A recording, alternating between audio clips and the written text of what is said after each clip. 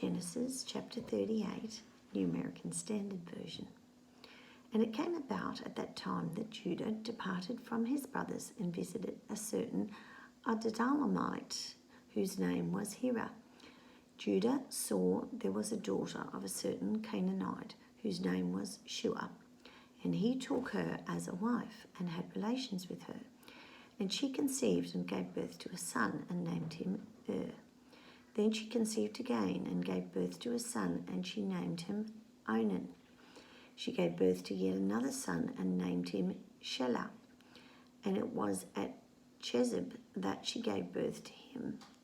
Now Judah took a wife for his firstborn, and her name was Tamar. But Judah's firstborn, was evil in the sight of the Lord, so the Lord took his life.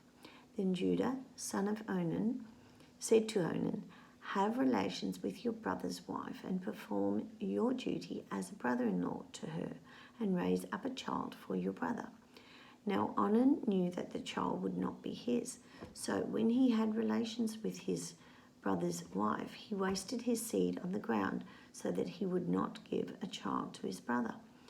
But what he did was displeasing in the sight of the Lord, and so he also took his life.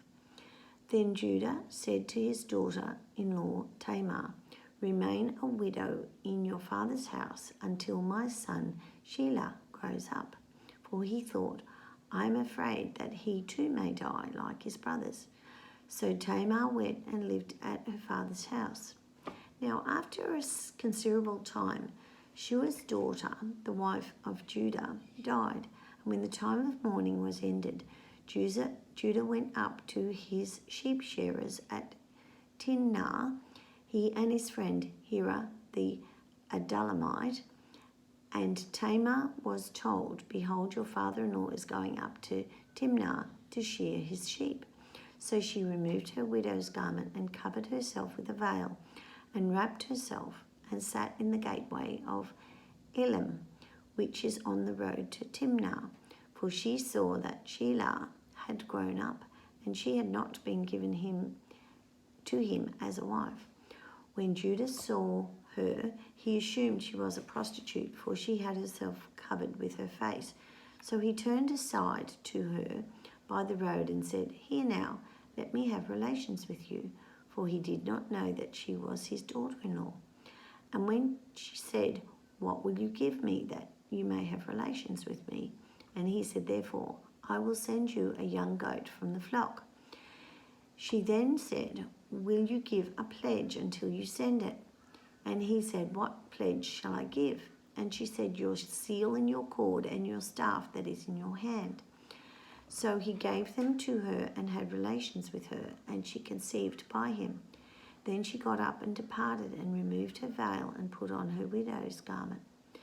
When Judah sent the young goat by his friend to the Adullamite to receive the pledge from the woman's hand, he did not find her.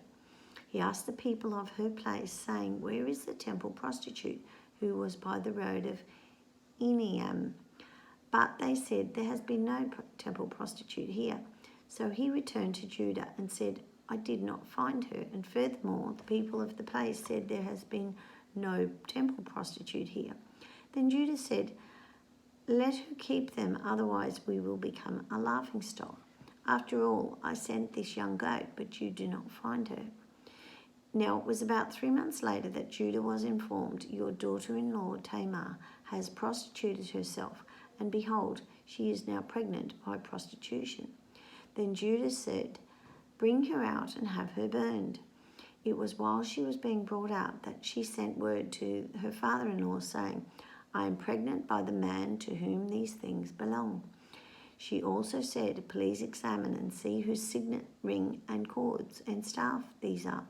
And Judah recognized them and said, "She is more righteous than I, since I did not give her to my son Shelah, and he did not have relations with her again."